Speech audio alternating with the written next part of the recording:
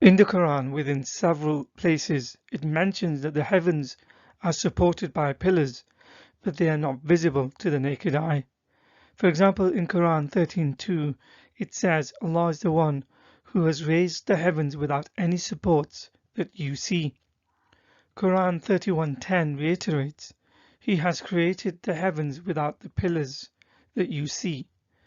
In Tafsir ibn Abbas for verse 31:2 says it means, they, the heavens, have supports which you do not see. Ibn Abbas was not the only Muslim scholar to say this. Ibn Kathir, in his commentary for Quran 13:2, highlights the point that some early prominent Muslim scholars interpreted it as meaning that the heavens do have pillars, yet these pillars are not visible. The full link is in the description. In the relevant section he says, without any pillars that you can see, meaning there are pillars, but you cannot see them. According to Ibn Abbas, Mujahid, Al-Hasan, Qatada, and several other scholars, going on to say the heaven is like a dome over the earth without pillars. The idea of pillars holding the heavens is found in earlier myths. It is found within ancient Chinese mythology, in which there are the 8 pillars located in the 8 cardinal directions, which were thought to hold up the sky. Their functions in mythology also ranges to holding apart the earth and the sky. Other variations exist, such as only having 4 pillars.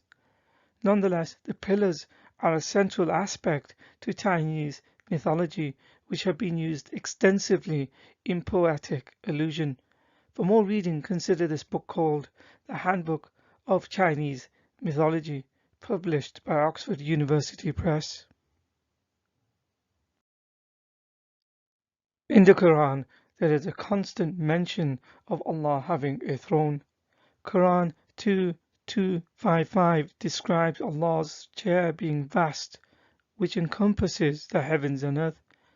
Other verses mention him on his throne, and in 27:26 Allah has a great throne.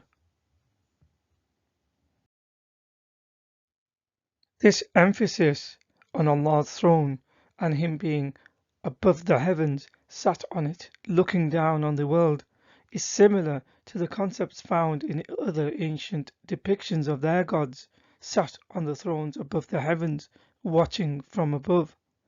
For example, here are images of the Greek god Zeus, also known as Jupiter to the Romans, sat on his throne.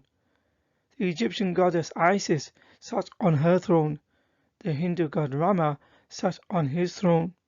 El-Nil, an ancient Mesopotamian god, sat on the throne, and a statue of El that was worshipped in ancient Canaan in a sitting position, in addition to the seated figure of the Norse god Thor, whose mythological origins predate Islam.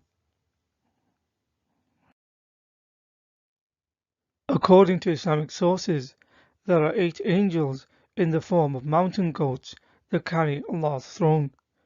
This is found in various hadith, including Abu Dawud, Musnad ibn Hanbal, and here in Ibn Majah. In the relevant section, Muhammad said, then above that there are 8 angels in the form of mountain goats. The distance between their hooves and their knees is like the distance between one heaven and the next. Then on their backs is the throne, and the distance between the top and the bottom of the throne is like the distance between one heaven and another. Then Allah is above that, the Blessed and Exalted. Quranic commentaries also confirm angels carry Allah's throne and their description. For example, in Quran 69:17, there is a verse that reads, and there will bear the throne of your Lord above them, that day 8 of them. The link is below. In Tafsir ibn Abbas it explains the verse thus.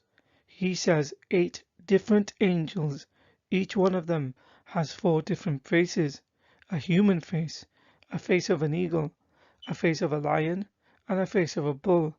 And it is also said 8 rose, and it is also said 8 parts of the cherubim, who dwell on the seventh heaven, will uphold the throne of their Lord that day, the day of judgment, above them on their necks. Just as the Islamic sources talk about angels carrying Allah's throne with different animal and human forms, and the expression cherubim was explicitly used, these are celestial winged beings with human, animal, or bird-like characteristics found within ancient Egyptian and Babylonian statues and iconography. The depictions are often of half-human and half-animal figures that were the guardians of religious temples, palaces, city walls, and protector of important people. For example, in ancient Babylonian myths, the Lamassu, pictured here, has wings of an eagle, a body of a lion or a cow, head of a human, horns and the ears of a bull. There is also the Egyptian sphinx or the Hittite griffin, as well as many mythological creatures from other Mesopotamian, Greek, and Roman myths that have creatures similar to the angels described in the Quranic commentary and Hadith. So in conclusion, according to Quranic verses and Muslim scholars' interpretations, the Quran does not deny invisible pillars that hold up the heavens. They only go on to say it is not visible, which is why some early Muslims believed that this passage did indeed refer to invisible pillars. Ibn Kathir includes this in his commentary by also mentioning how the heavens are a dome surface above the earth.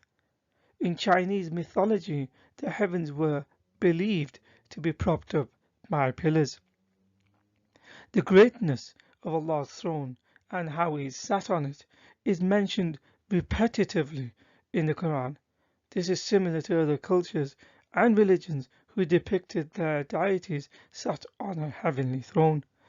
Within Islamic literature, angels are described as part animal and other times with part human features. These descriptions are no different from the depictions of pre-existing cultures and religions that Islam simply took from. The remnants of pre-Islamic pagan cultures and religions can easily be identified within the religion that came to be known later as Islam.